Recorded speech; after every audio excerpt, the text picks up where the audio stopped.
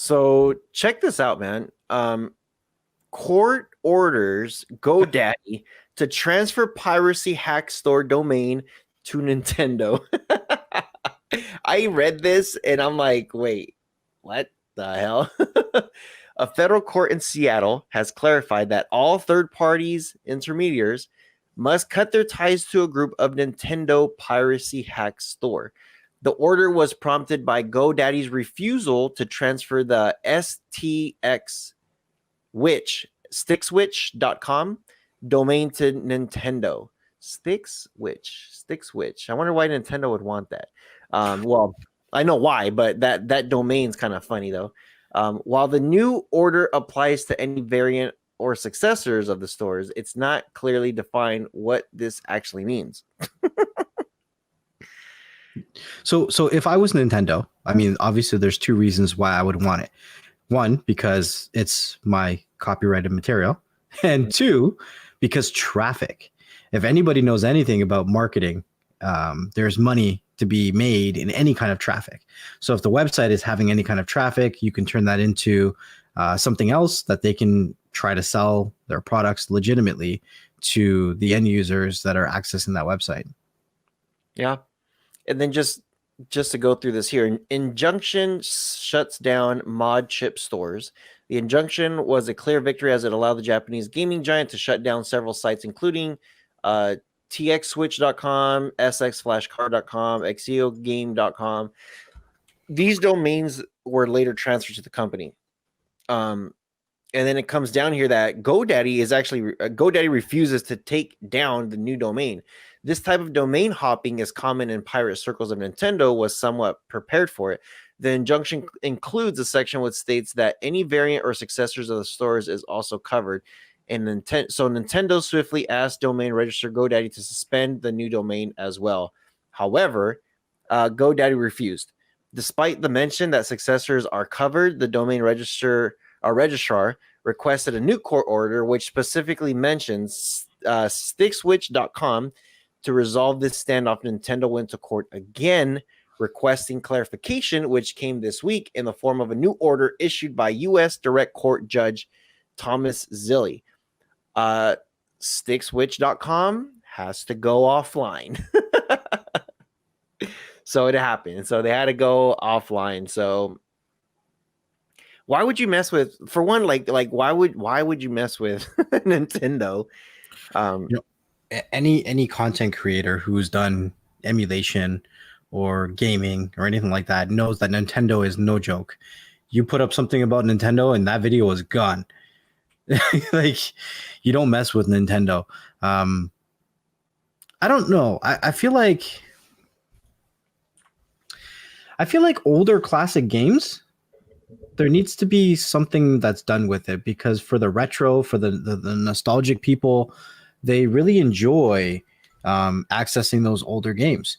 Just I did a quick Google search. The copyright for games falls off after 95 years.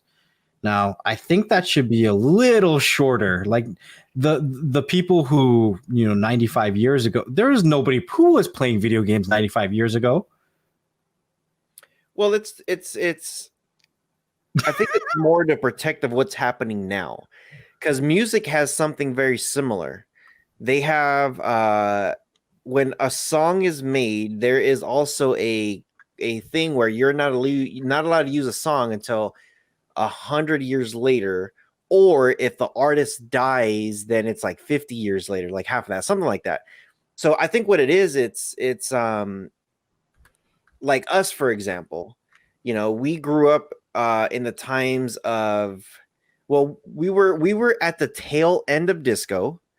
We were at the start of alternative rock music, rap, hip hop, R&B, EDM, dance music. A lot of that started late 70s, 80s, 90s into 2000s.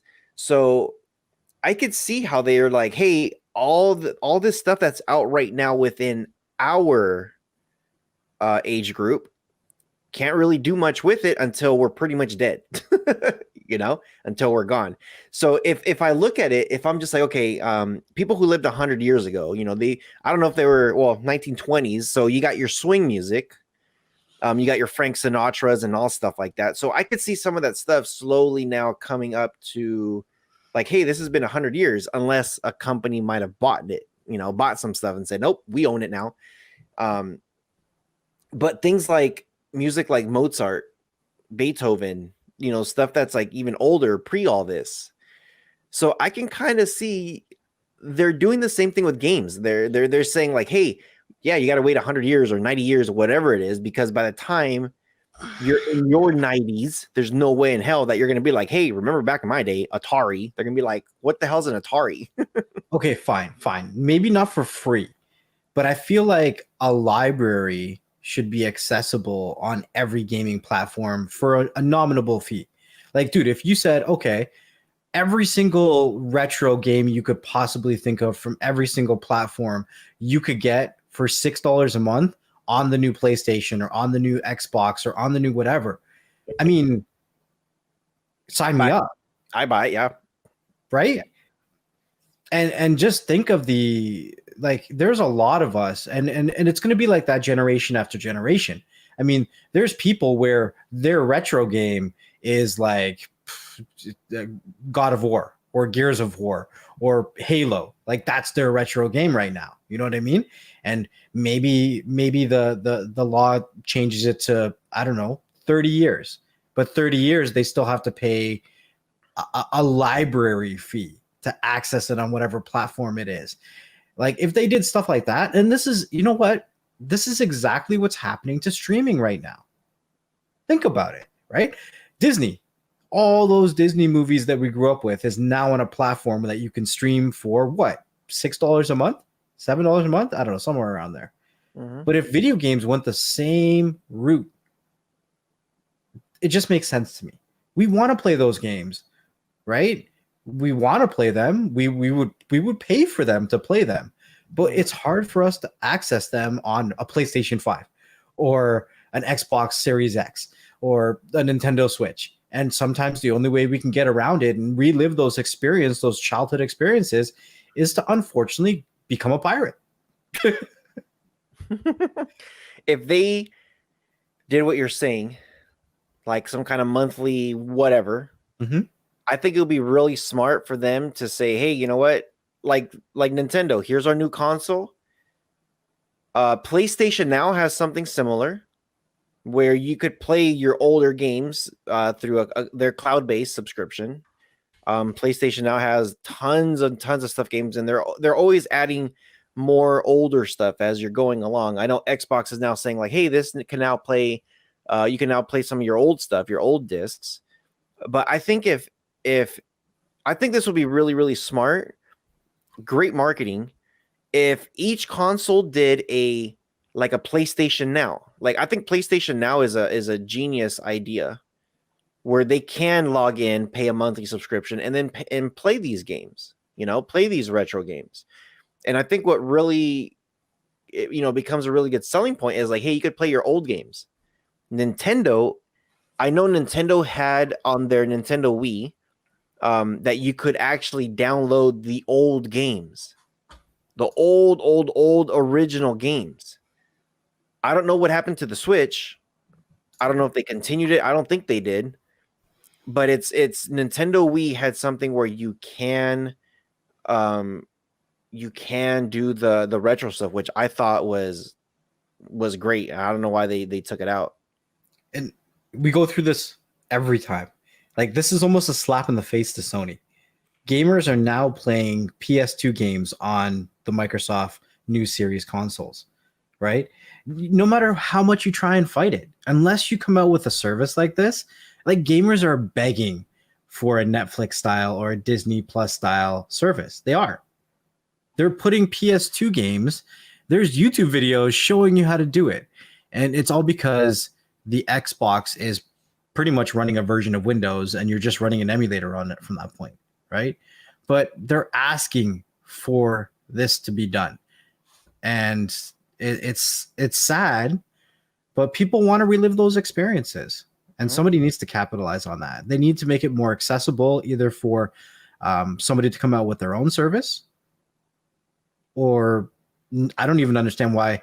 Okay, here's a fantastic idea, right? Instead of spending all of this money fighting all the people that are either hosting, running, or creating game emulators, hire them, have them run the streaming platform, and then market it to the other console companies. Well, here's the thing. I like those guys are smarter than that, because they're trying to lock it in where you cannot pirate some of this stuff. But the thing is that there's always loopholes, because there's not 100% security. So some of the guys that they have hired there, I think, are insanely smart already to begin with. Mm-hmm. And they already know that, like, hey, if somebody is smart enough, like, look what I did with the PlayStation 5 already. Shh. Just saying.